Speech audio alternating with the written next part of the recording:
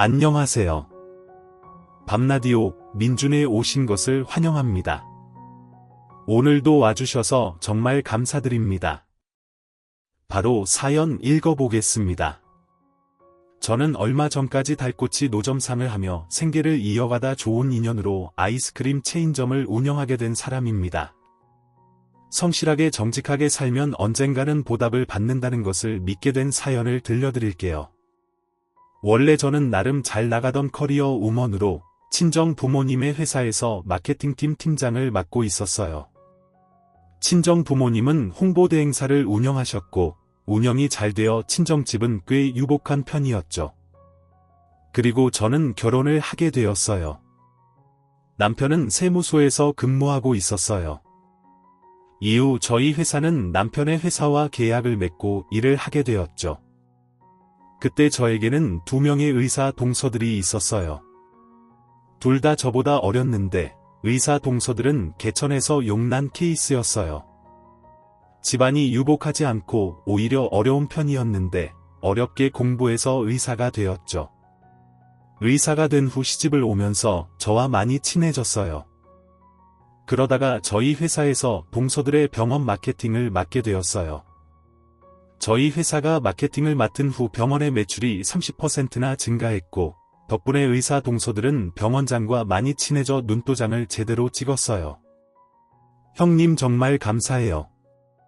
형님 덕분에 이번에 병원장님이 제 연봉 올려주기로 하셨어요. 언니가 홍보 잘해주신 덕분이에요. 진짜 형님밖에 없다니까요. 이렇게 동서 둘은 제 덕을 많이 보았고 저를 잘 따르고 좋아했어요. 저도 동서들과 친하게 지내며 모든 것이 잘 되어 참 좋았어요. 그러나 친정의 사업과 남편 회사에 문제가 생기면서 상황이 나빠졌어요. 친정 회사는 새로운 홍보 방법을 개발하기 위해 외주 용역 계약을 했고 꽤 큰 돈을 투자하며 기대하고 있었어요. 그런데 불경기가 닥치면서 기존 거래 기업들이 홍보비를 줄이게 되어 매출이 줄어들었고 외주 용역비를 마련하지 못하게 되었어요. 새로운 홍보 방법 개발도 중단되고 매출도 줄어들자 회사는 순식간에 적자를 내기 시작했어요. 부모님이 회사를 오래 운영했지만 이런 상황은 처음이었어요. 부모님은 많이 당황하셨고 방법을 찾는 사이에 회사를 정리할 기회를 놓쳐버리고 말았죠. 결국 친정 회사는 빚을 많이 진 채 무너졌어요. 부모님은 개인회생을 신청하셨어요. 평생 살면서 돈 없이 고생을 하게 된 것은 처음이었죠. 그렇게 친정의 사업이 망한 후 저는 심리적으로나 경제적으로 많이 힘들었어요. 직장도 잃고 든든한 친정집도 없어져서 많은 것을 잃은 기분이었죠.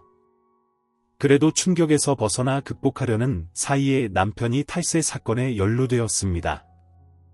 남편이 세무 관리를 하던 큰 회사 중 한 곳이 탈세로 신고를 당했고 해당 회사를 담당하던 세무 담당 직원들도 함께 고발당했어요.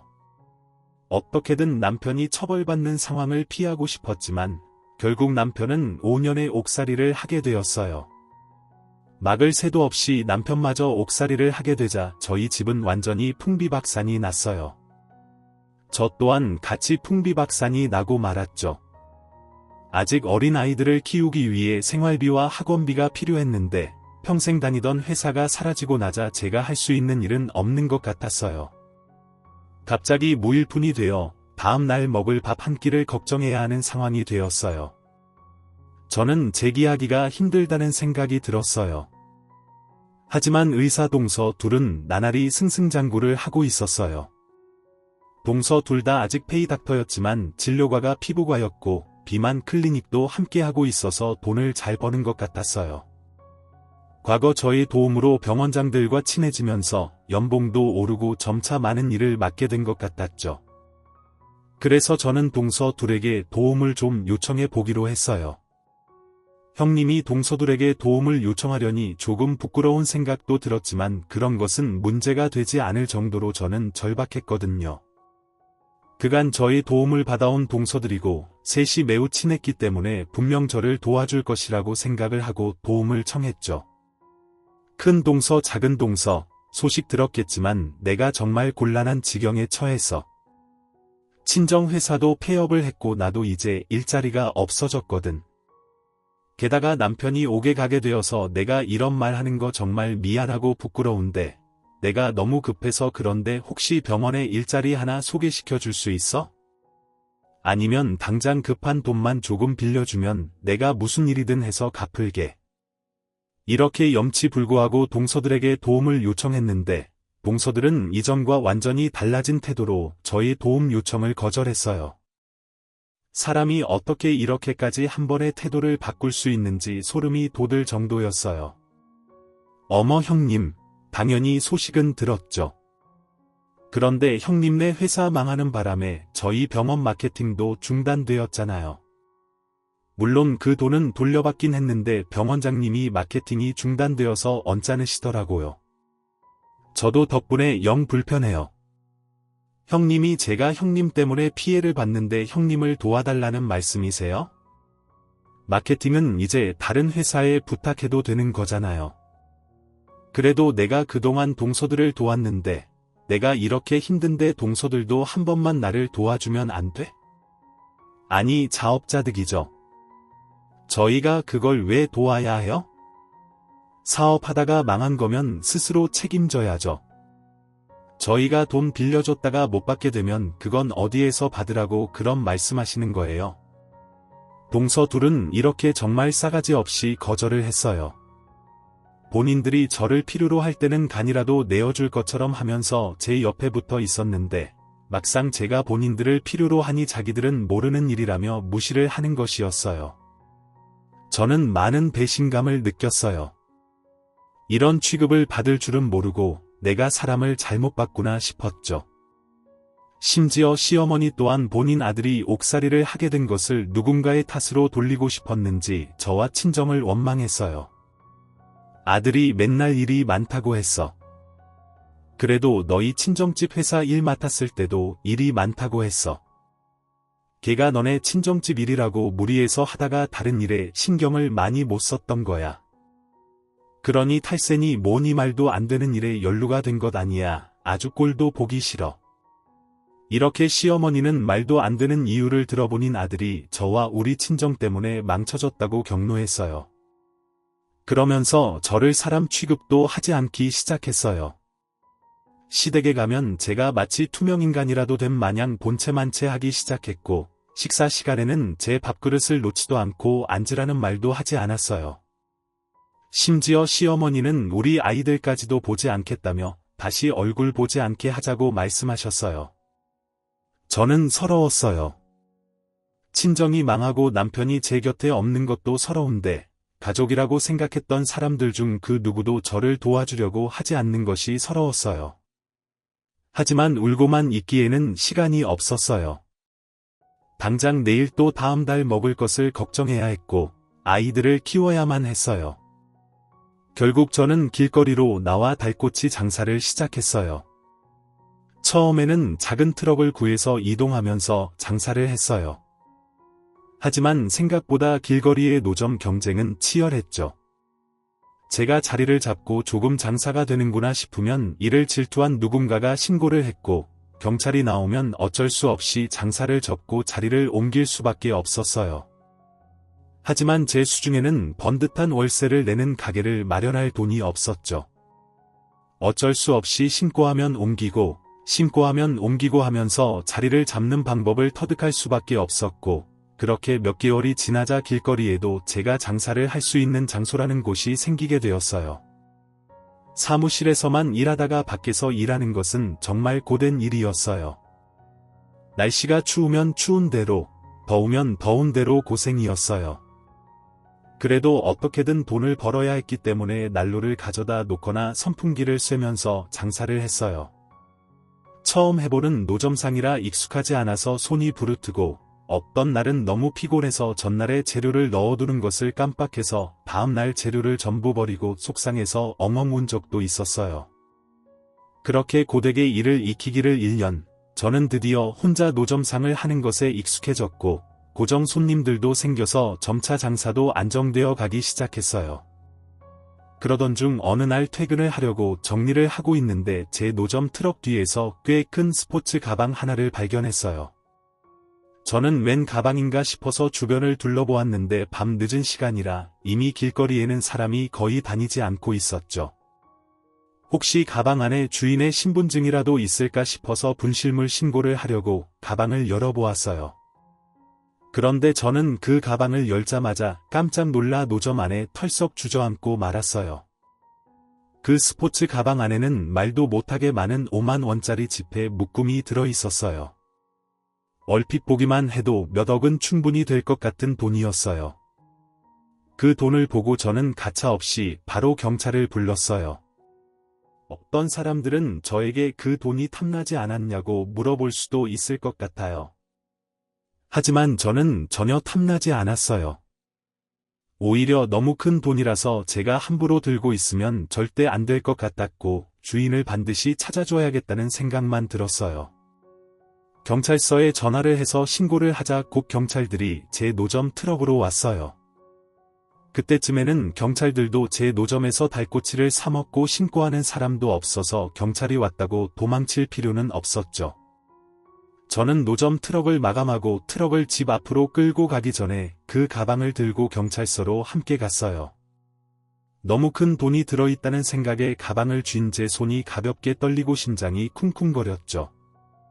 그렇게 경찰서에 가서 가방 속을 함께 확인했어요.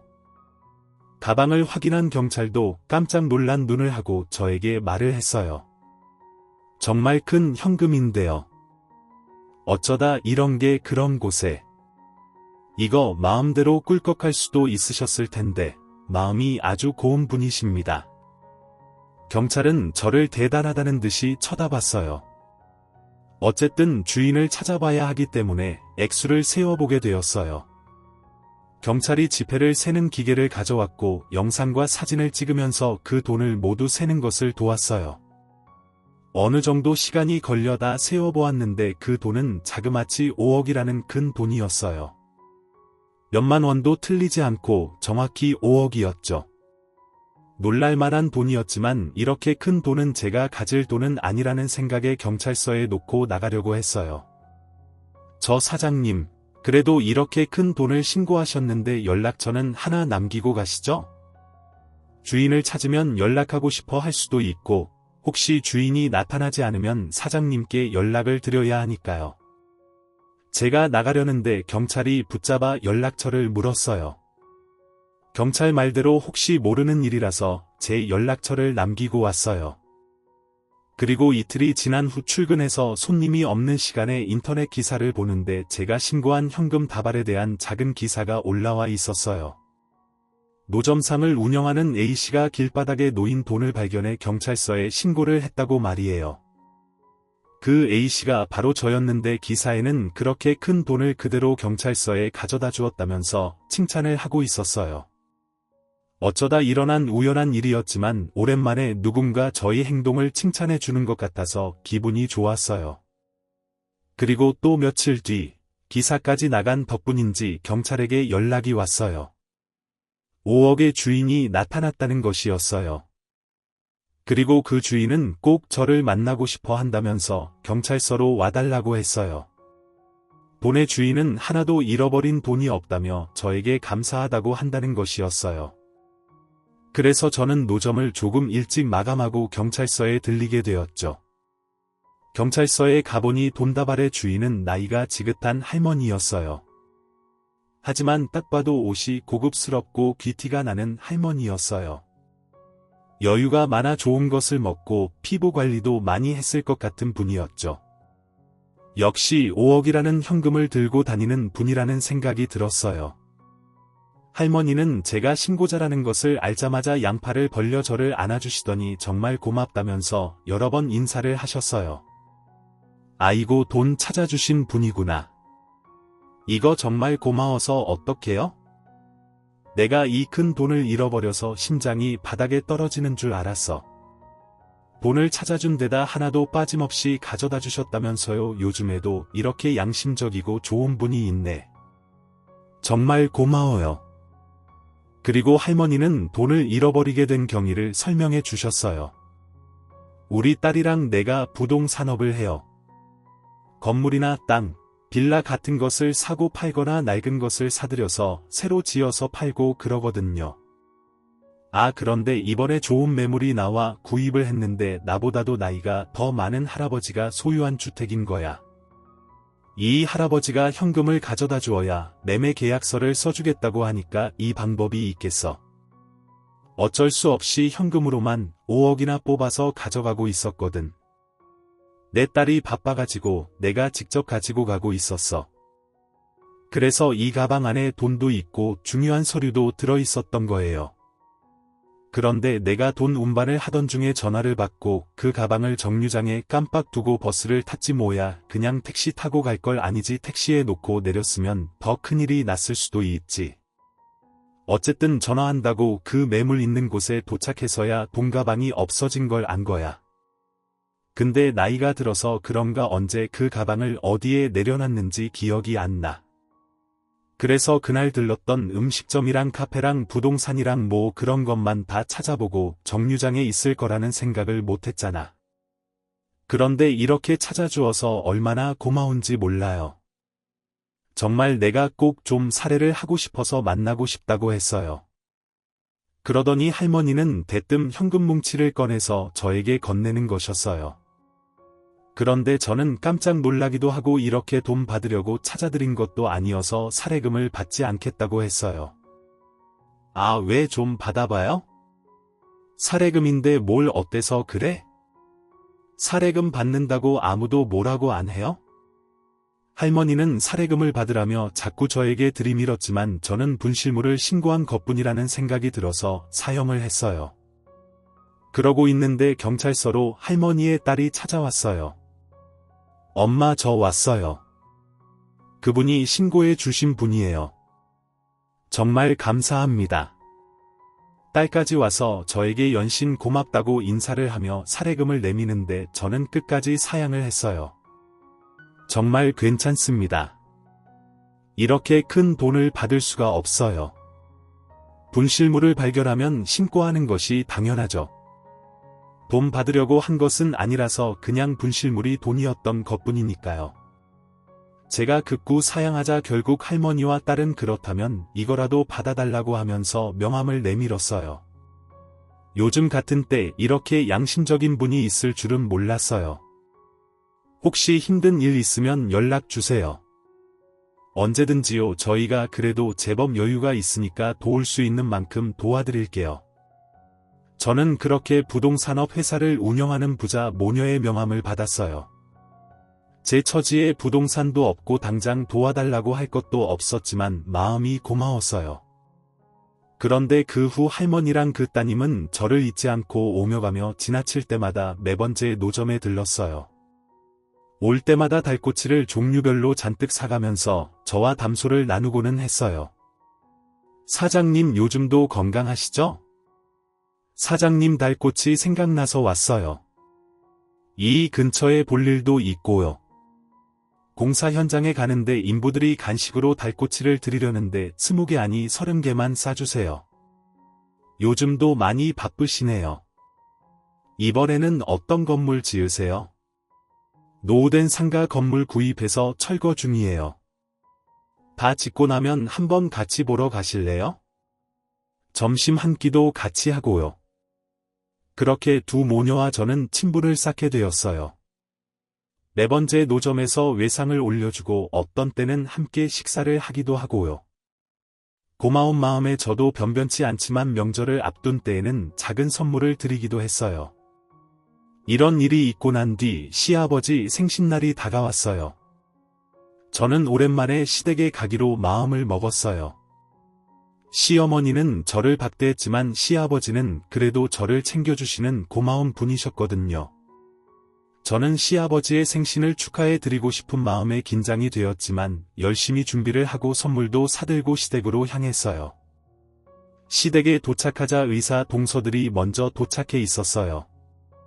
저는 인사를 했지만 동서들은 제가 온 것이 놀랍다는 반응이었어요. 어쨌든 제가 시댁에 들어서서 시아버지 생신상 만드는 것을 거두려고 하자 의사 동서들은 저를 보면서 이렇게 말을 하는 것이었어요.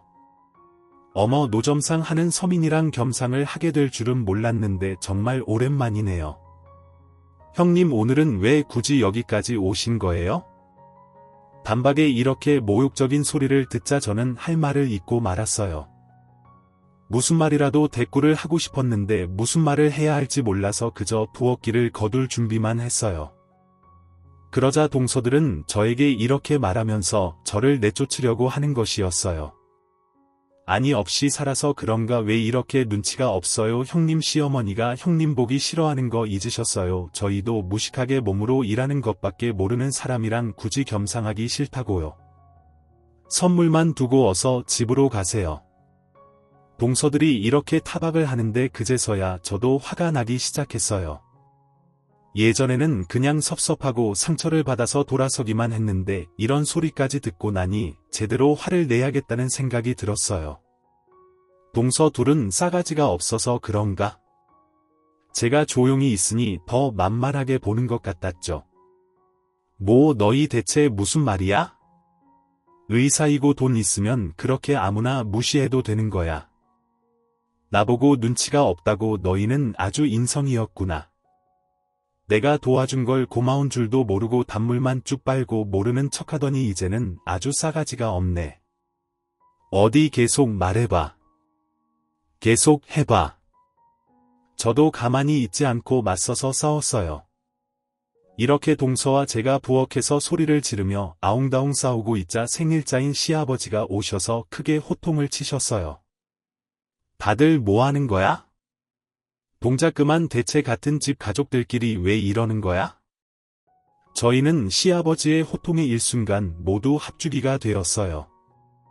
시아버지는 상황을 다 파악하신 건지 저희가 싸움을 그치자 중재를 하셨어요. 너희들 형님한테 그러는 거 아니다. 돈 없다고 무시하는 거 아주 예의 없는 짓이야. 너희 그렇게 못 배운 애들이냐? 그리고 사람은 누구나 힘든 시기를 맞이할 수 있는 거야. 너희 형님이 잠시 힘들다고 해서 도와주지는 못할 망정 이렇게 못된 소리를 할 수가 있냐? 다음부터 이런 소리 하는 거 내 귀에 들리면 너희는 아주 아작을 낼 줄 알아. 시아버지는 제 편을 들어주며 동서들을 혼내셨어요. 그리고 이어서 저에게 말씀하셨어요. 큰애야 이런 말 마음에 담아두지 말아라. 그리고 네가 오늘 내 생일 축하하러 온다고 해서 안 사람한테도 단단히 일러뒀어. 그 애가 오는데 전처럼 학대하지 말라고 말이야. 너라고 남편이 옥살이를 할 줄 알았겠냐. 그러니 오늘은 마음 놓고 밥 먹고 가라. 못난 아들놈 때문에 내가 고생이 정말 많다. 시아버지에게 이런 말을 들으니 시어머니와 동서들에게 향했던 원망의 마음이 사르르 녹으면서 눈물이 흘렀어요. 그간 서러웠던 것들이 모두 풀어지는 것 같았죠. 시아버지는 눈물을 흘리는 제 어깨를 꽉 잡아주셨어요. 저는 울면서 시아버지께 감사하다고 말씀을 드렸어요. 저와 시아버지를 동서들은 못마땅한 눈빛으로 보고 있었죠.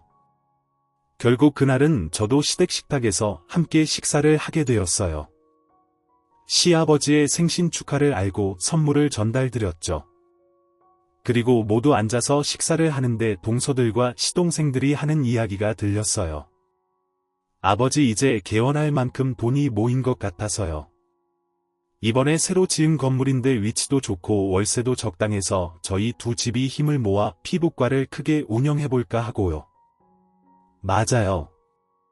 아버님 저희가 드디어 돈을 많이 모았어요. 의사이다 보니 은행에서 개업 대출도 쉽게 나오고요. 앞으로 저희가 돈 많이 벌어서 호강시켜드릴게요. 동서들은 아까 시아버지에게 혼나서 다시 점수를 따고 싶은 것인지 평소보다 더 알랑거리며 시아버지에게 말씀을 드렸어요. 그 모습을 보고 있으니 씁쓸한 마음이 들었어요. 저는 지금 그런 말을 전혀 할 수 없는 상태였으니까요. 하지만 사정이 안 되는 것은 어쩔 수가 없었어요. 그저 지금은 버티면서 제 나름대로 열심히 사는 수밖에 없었죠. 그렇게 시아버지 생일잔치가 끝나고 저는 저의 일상으로 돌아왔어요. 하지만 동서들은 그날 있었던 일을 잊지 않는 것 같았어요. 시아버지 생신날이 끝난 후에도 동서들은 저를 가만둘 생각이 없는 것 같았죠. 시아버지 생신 때 본인들이 혼난 것이 화가 났는지 동서들은 결국 저를 더 직접적으로 괴롭히기 시작했어요. 어느 주말 손님이 몰려 제가 열심히 장사를 하고 있는데 동서 둘이 제 노점 앞으로 와서 팔짱을 끼고 못마땅한 표정으로 저를 쳐다봤어요. 저는 동서들이 여기까지 온 것은 절대 저를 응원하기 위해서가 아니라는 것을 알고 있었어요. 제가 어색하게 인사를 하고 계속 장사를 하는데 큰 동서가 됐든 경찰서에 전화를 하더니 제 노점을 신고했어요. 여보세요? 네, 거기 경찰서죠. 여기 불법 노점이 있어서요. 와서 철거 좀 부탁드려요. 물론 관할 경찰서의 경찰들은 제 노점상을 알고 있었어요. 하지만 신고가 들어온 이상 출동하지 않을 수는 없었죠. 저는 경찰들이 오면 노점을 접어야 한다는 것을 알고 있어서 마음이 급해졌어요.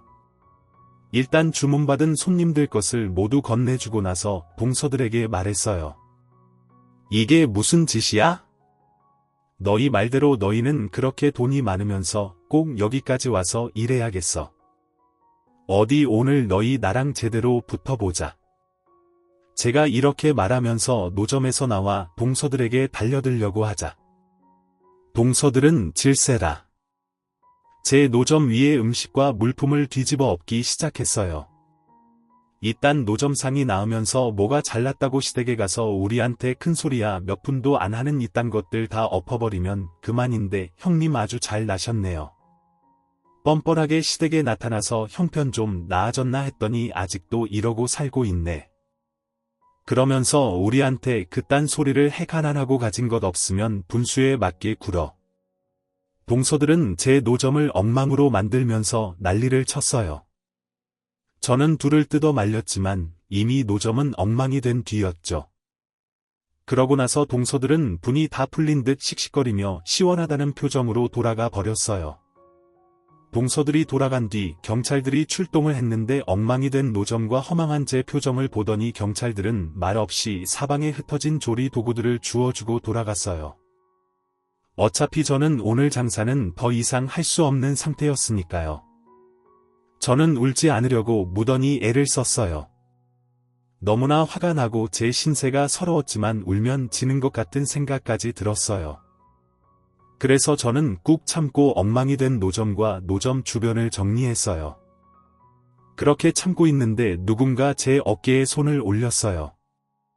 돌아보니 부동산 회사를 하는 할머니와 그 따님이 서 있었어요. 할머니는 저를 걱정스럽게 들여다보면서 말씀하셨어요. 아까 다 봤는데 방금 그 난리를 친 것들이 동서들이야. 이게 어떻게 된 거야? 저는 이렇게 저를 걱정해주는 사람이 있다는 것이 정말 감사했어요. 그래서 엉망이 된 노점을 모두 정리한 뒤 할머니와 따님에게 저희 사정에 대해 이야기를 했어요. 그러자 할머니와 따님은 아주 불같이 화를 내면서 이렇게 말했어요. 그 악랄한 동서들이 개원한다는 건물이 어디예요? 알려주세요. 그동안 큰 돈 찾아준 은혜를 갚고 싶었는데 방법이 없었는데 이제 은혜 갚을 방법을 찾은 것 같아요.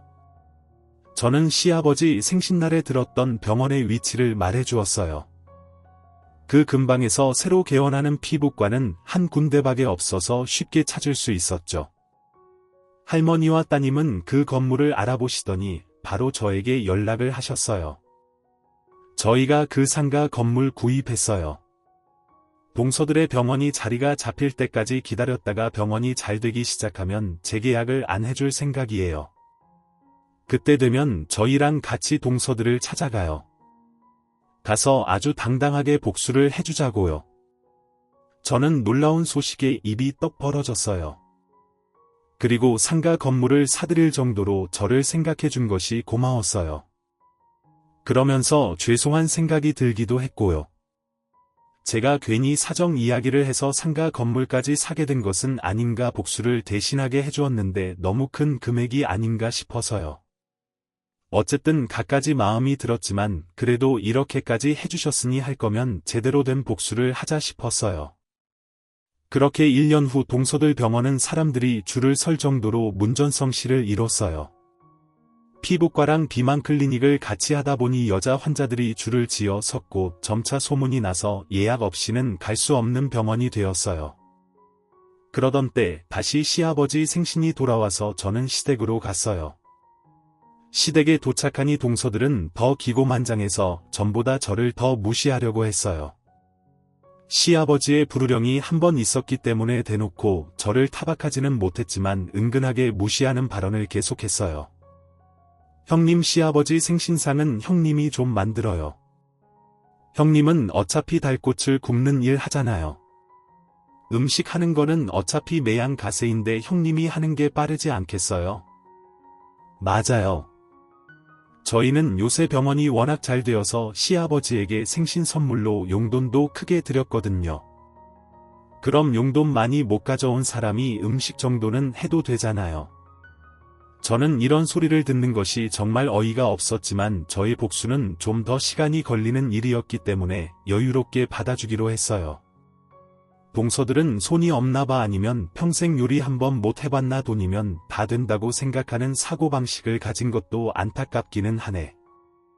시아버지 생신상인데 돈으로 처리하는 듯이 말하는 게 적당한 일일까 싶기는 하지만 뭐 알아서 그러자 동서들은 시아버지 눈치를 보느라 크게 화를 못 내고 제 앞에서 한참을 삐죽거리다가 거실로 가버렸어요.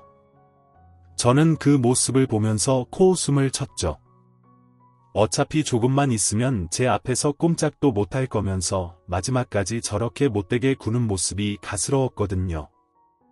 그리고 드디어 병원 개업 후 2년이 되는 날이 왔어요. 재계약을 해야 해서 동서들은 할머니와 따님에게 연락을 했죠.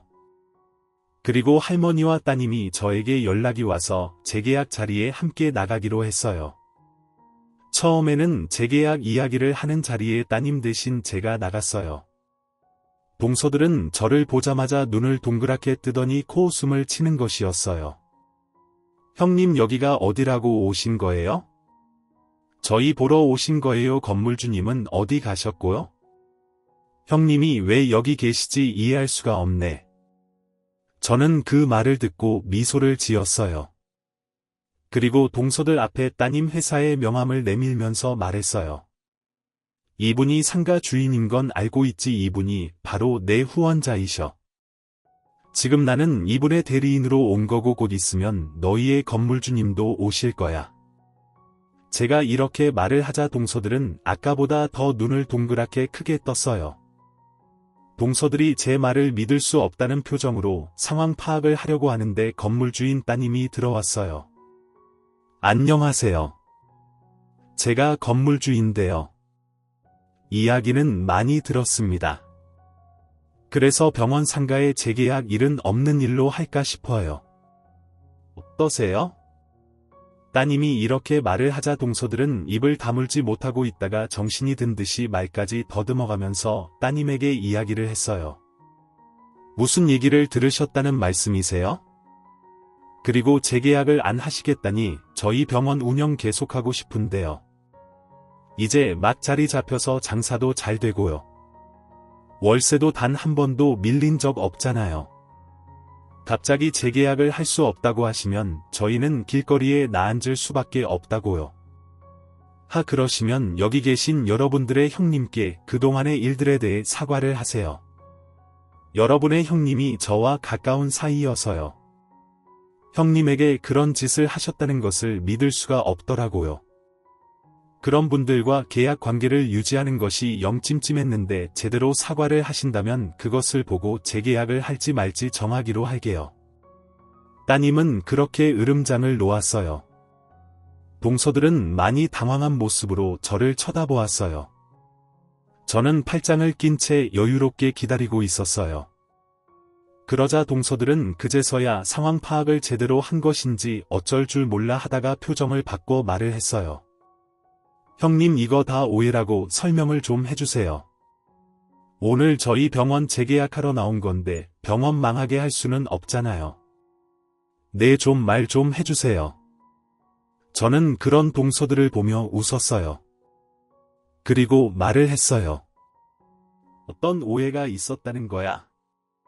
너희가 내가 돈 없다면서 무시한 거 아니면 내 노점상이 와서 다 뒤집어 엎고 난리를 친 거 그중에 어떤 것이 오해였다는 거야. 제대로 사과를 해도 봐줄까 말까 하는 차에 이게 무슨 말이야. 동서들은 제 말을 듣고 사색이 되었어요. 그러더니 제 앞에 무릎을 꿇고 앉아 빌기 시작했어요. 형님 진짜 잘못했어요.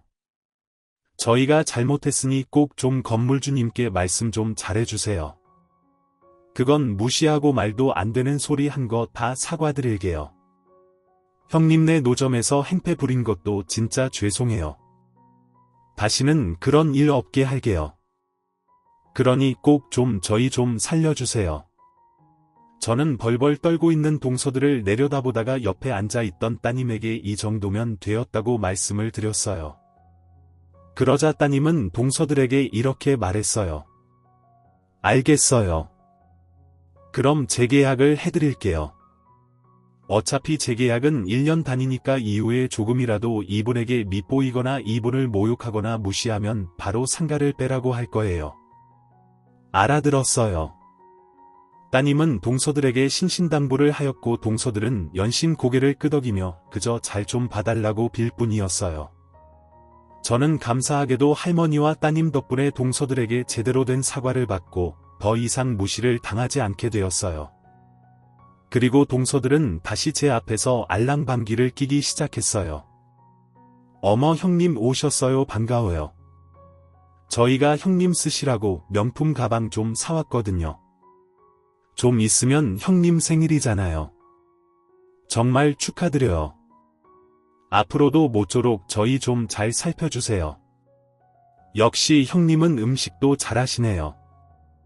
다음에 저한테도 가르쳐 주실 수 있으세요?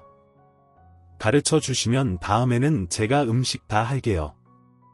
그런 동서들이 가스러웠지만 앞으로 동서들이 저를 함부로 대할 일은 없었기 때문에 그냥 두기로 했어요. 그리고 드디어 몇 년이 지나고 남편도 무사히 출소를 했어요. 남편은 형을 다 살고 나왔지만 이전의 일을 할 수는 없게 되었어요. 제가 그 일로 힘들어하자 그 따님이 그것을 눈치채고 저에게 제안을 하나 하셨어요. 동생 4명의로 된 상가 중에 목 좋은 곳이 있는데 혹시 거기에서 프랜차이즈 아이스크림 가게 한번 해보겠어? 동생이니까 내가 월세도 절반만 받을게 한번 남편분이랑 상의해서 말해줘요. 저와 남편은 거절할 이유가 없었죠. 정말 너무나 고마웠어요. 그래서 제가 하던 노점을 처분하고 저희가 모아둔 돈에 얼마간의 대출을 받아 그 돈으로 프랜차이즈 아이스크림 가게를 열었어요. 지금은 저희 남편과 제가 정말 성실하게 일을 하고 있어요. 다행히 가게는 잘 되고 있고 따님 덕분에 월세 부담도 적어서 아주 좋은 기회가 되어주고 있어요. 저는 앞으로도 성실하고 진실하게 살아가려고 해요. 동서들처럼 앞뒤가 다른 사람이 되지 않으려고요. 세상 모두가 다 좋은 사람이라고 생각하지는 않지만 좋은 일을 하면 좋은 인연이 따라온다는 것은 사실인 것 같아요. 제가 5억을 돌려주지 않았다면 그리고 5억에 대한 사례금을 받았다면 이렇게까지 좋은 인연과 좋은 기회를 얻기는 힘들었을 것 같아요. 그냥 제 마음이 시키는 대로 양심껏 살다 보니 이런 더 큰 행운이 찾아온 것 같아 얼마나 감사한지 모른다는 생각이 들어요. 얼마 전까지 어렵게 살았지만 제가 얻게 된 이 인연을 바탕으로 다시 새 삶을 시작한 것을 보면 그런 생각이 들어요. 제 사연을 듣는 여러분들도 항상 좋은 사람들과 좋은 인연들이 이어져 갔으면 좋겠습니다. 제 이야기 들어주셔서 감사합니다. 지금까지 커피앤톡이었습니다. 오늘도 끝까지 함께해 주셔서 감사하고요. 다음 영상으로 또 찾아뵙겠습니다.